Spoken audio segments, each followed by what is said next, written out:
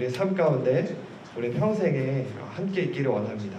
이렇게 성령의 열매를 함께 맺어가면서 주님을 닮아가며 주님 따라가는 우리 한 사람 한 사람 되기 원합니다. 같이 이 찬양으로 마지막 회의 예배 주님 앞에 올려드립니다.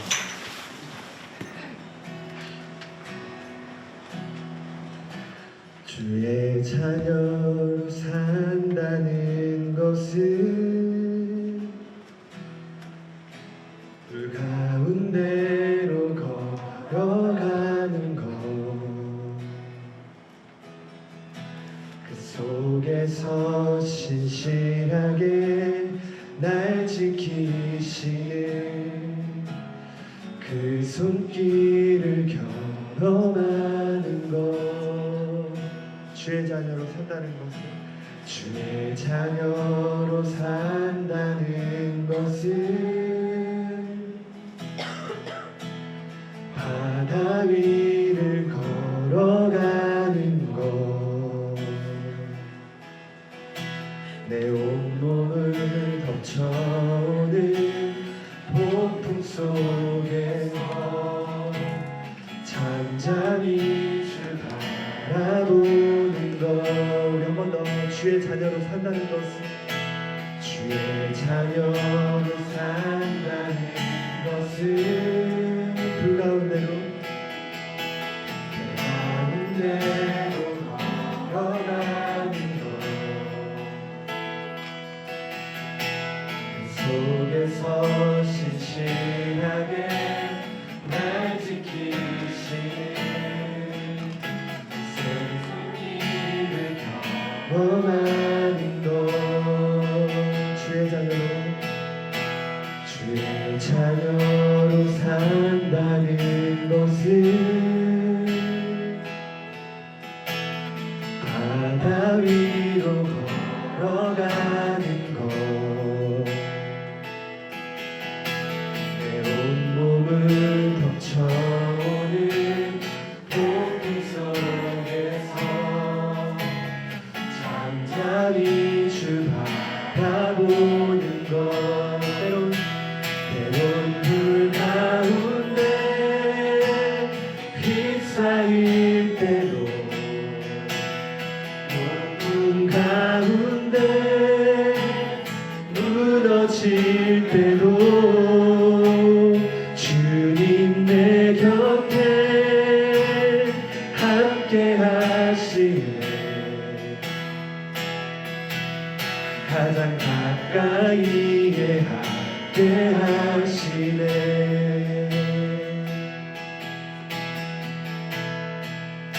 주의 자녀로 산다는 것은, 주의 자녀로 산다는 것은 나도 그들을 용납하는 것, 나를 위해 달리신 십자가 사랑, 그 사랑으로 살아가는 것. 주의 자녀로 산다는 것은, 주의 자녀로 산다는 것은 주님과 함께 동행하는 것, 주께서 지신 십자가 기꺼이 지고 주와 함께 걸어가는 것, 때론 불 가운데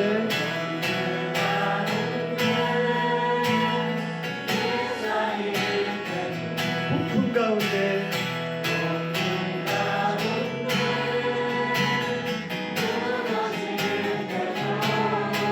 주님이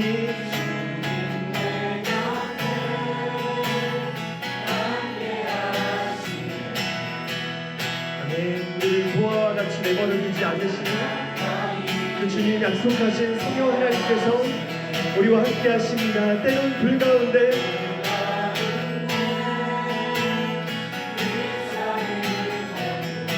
주님 그렇습니다. 주님 우리가 홀로 있지 않습니다.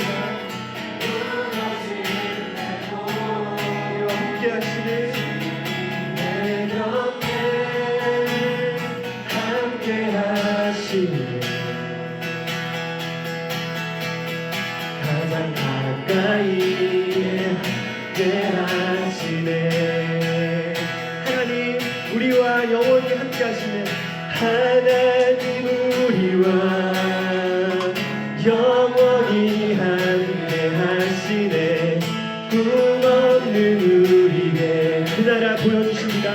그 나라 보여주시네.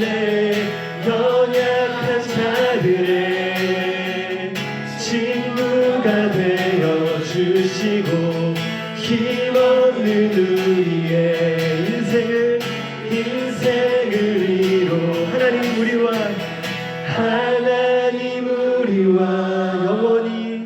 영원히 함께 하시네.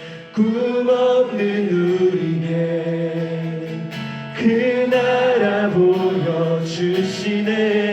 연약한 자들의 친구가 되어주시고 힘없는 우리의 인생을 위로하시네.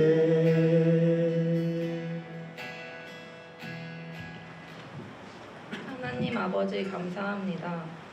오늘 이 자리에 모여 함께 예배드리게 하심에 감사드립니다. 하나님, 목요일부터 시작된 청년부 수련회가 마무리되고 있습니다. 준비 과정부터 지금 이 시간까지 안전하게 인도해 주심에 감사드립니다. 수련회 이후 각자 삶의 자리로 돌아가는 시간까지 주님 함께하여 주세요.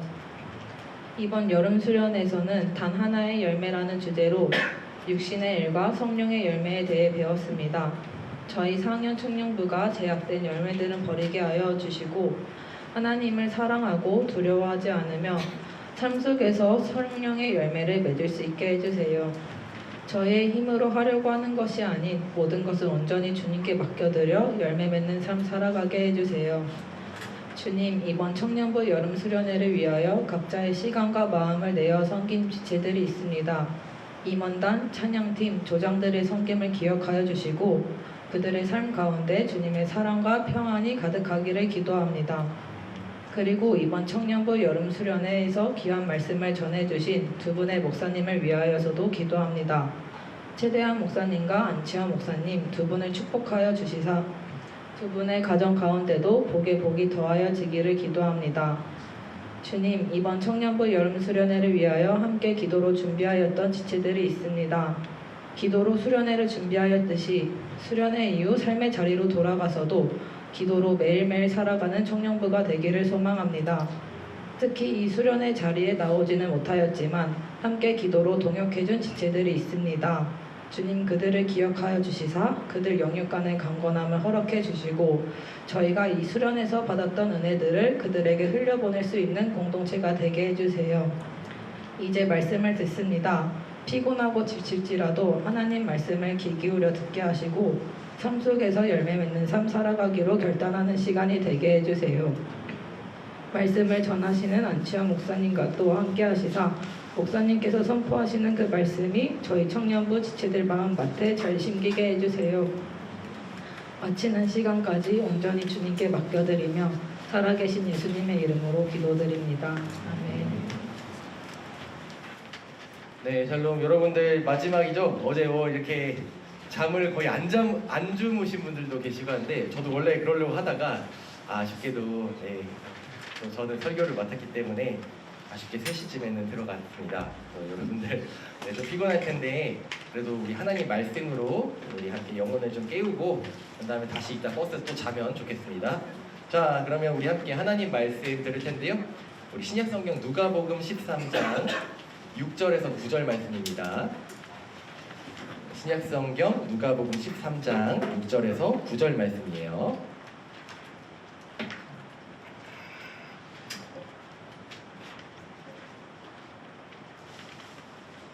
네, 우리 6절에서 9절 말씀 저와 함께 교독으로 받들어 읽으시도록 하겠습니다. 이에 비유로 말씀하시되 한 사람이 포도원에 무화과 나무를 심은 것이 있더니 와서 그 열매를 구하였으나 얻지 못한지라.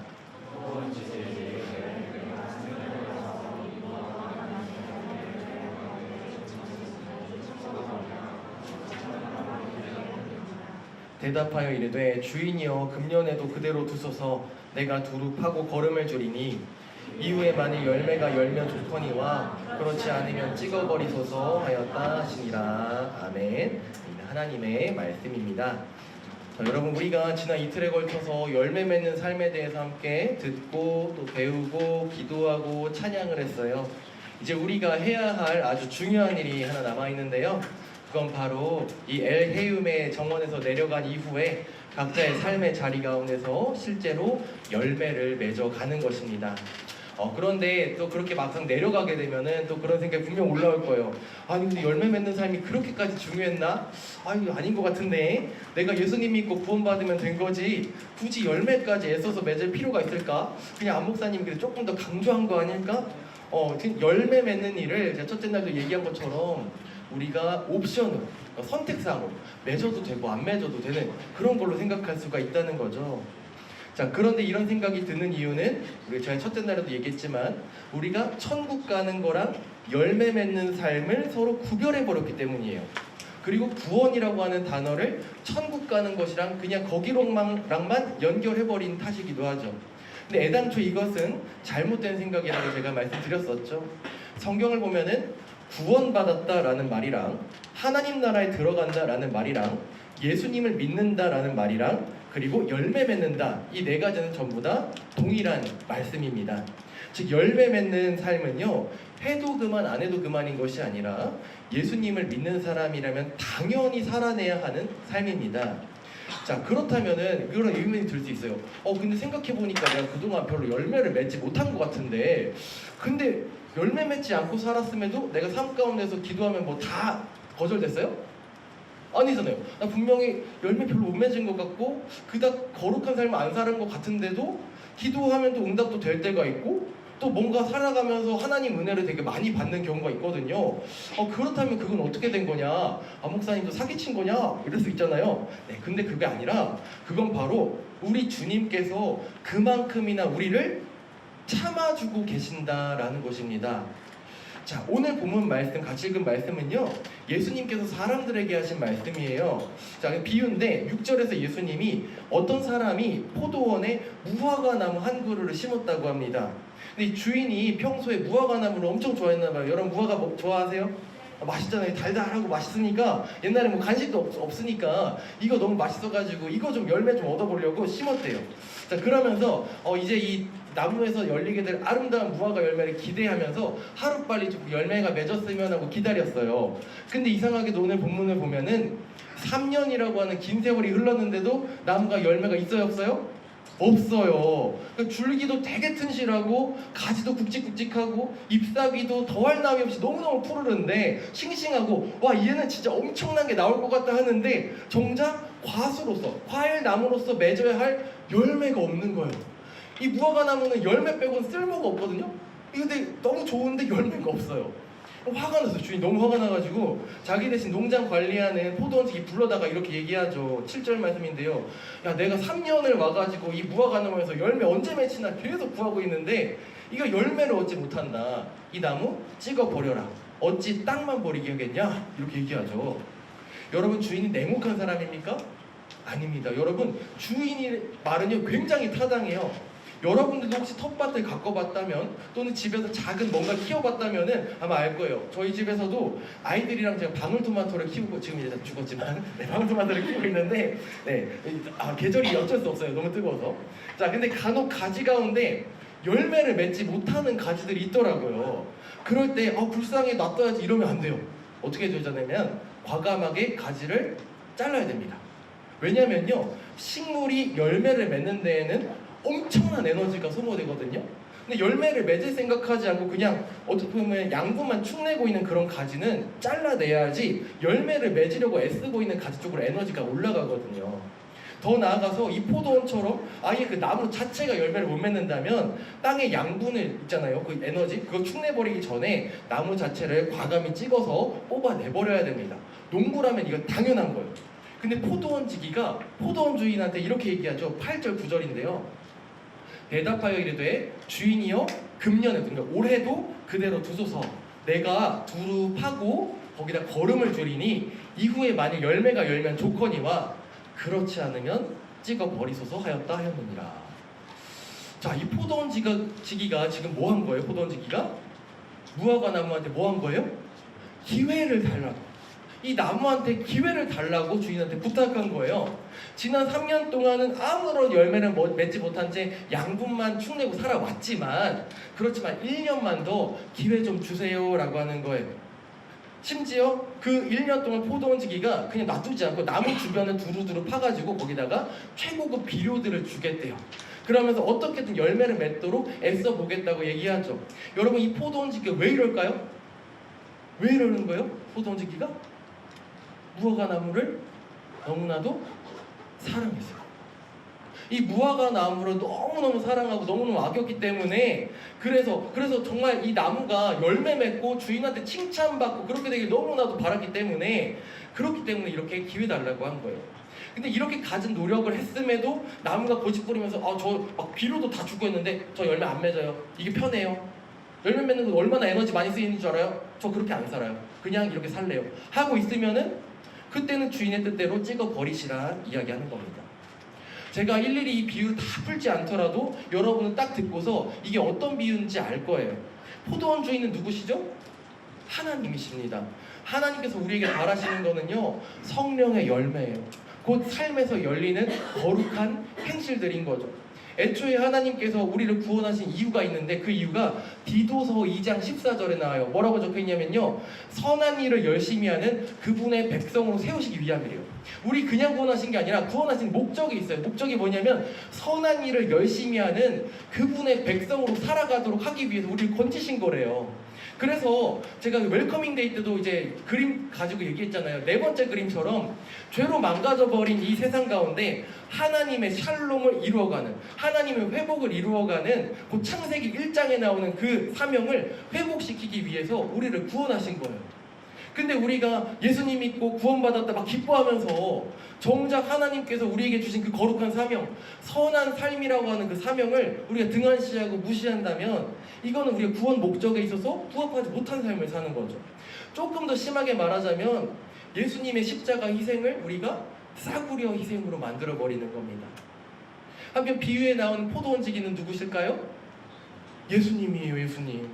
예수님께서는요, 포도원지기가 나무 주변을 두릅하고 걸음을 주는 것처럼 우리에게 무엇을 주셔요? 성령을 주셨어요. 성령. 그냥 걸음만 주신 게 아니라 그분의 영이신, 하나님과 그분의 영이신 성령님을 우리에게 부어주시고 어떻게든 우리가 열매 맺는 삶을 살 수 있도록 애쓰시는 분이에요. 로마서 8장 34절 보면은 예수님께서 지금 어디 계세요? 여러분, 예수님 지금 어디 계세요?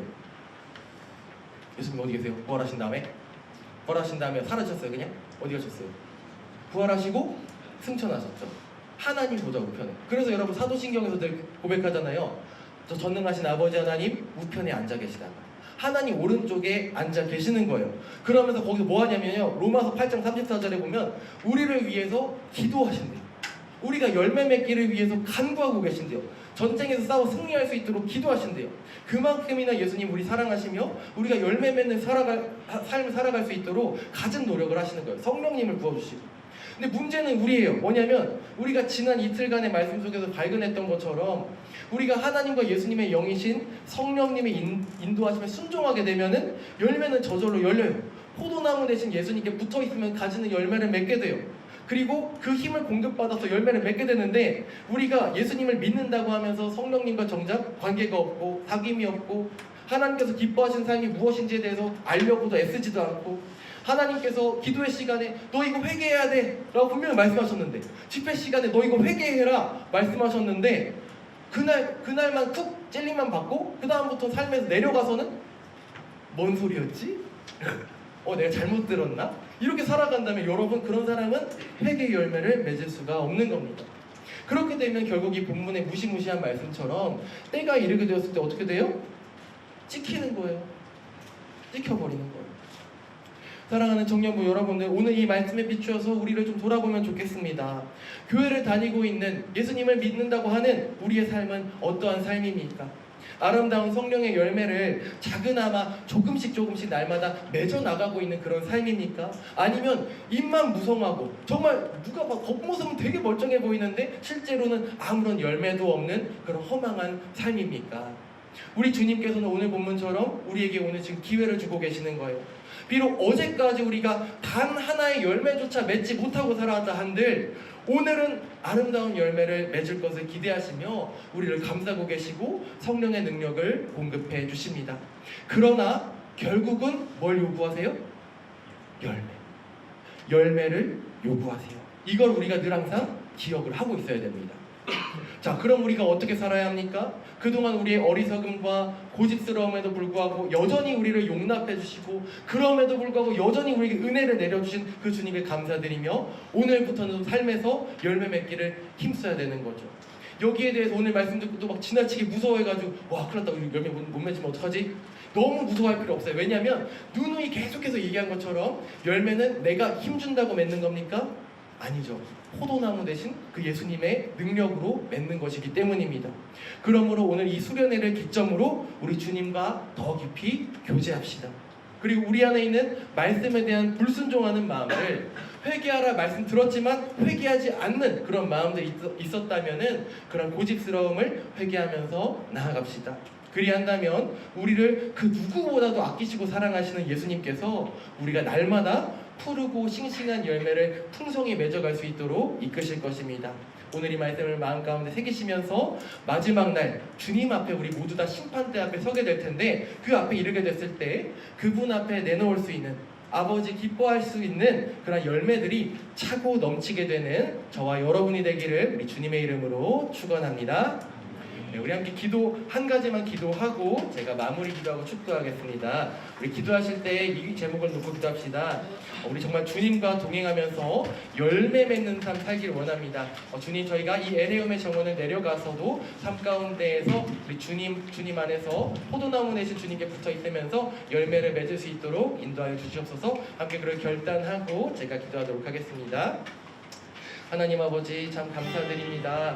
하나님, 저희가 2박 3일간의 수련회 가운데에서 정말 열매 맺는 삶에 대해서 집중적으로 말씀을 듣고 기도하고 찬양하며 주님 앞에 회개할 수 있는 삶을 결단할 수 있는 삶을 주신 너무나 감사드립니다.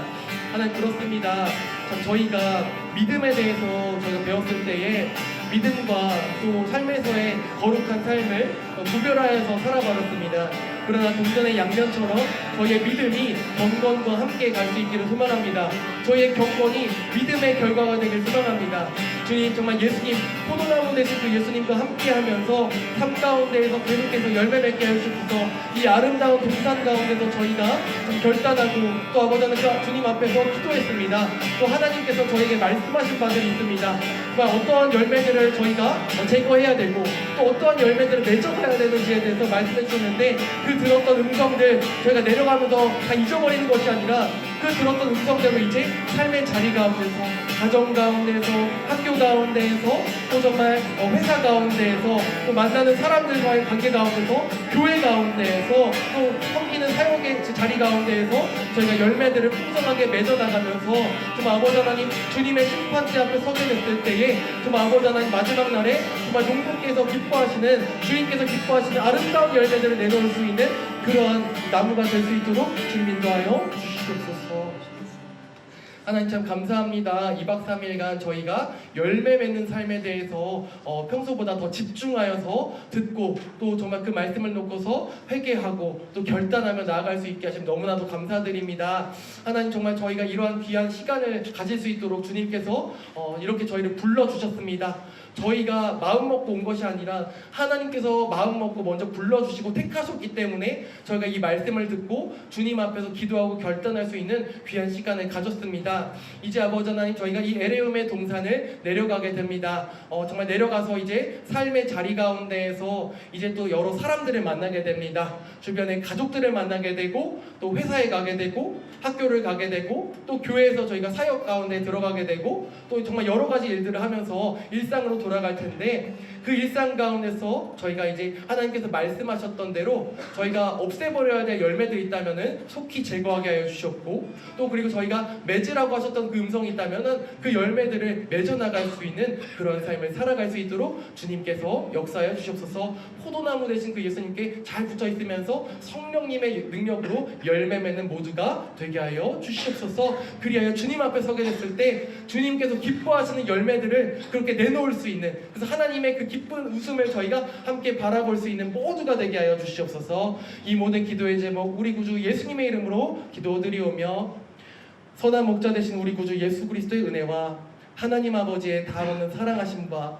성령님의 교통하심과 교제케 하심이 포도나무 되신 예수님께 착 붙어 있으면서 그 안에서 아름다운 열매들을 날마다 사시사철 점점 더 맺어 나가기를 소망하는 주께서 사랑하시는 주의 귀한 권속들 위해 이제로부터 영원까지 함께 계시옵기를 간절히 축원하옵나이다. 아멘.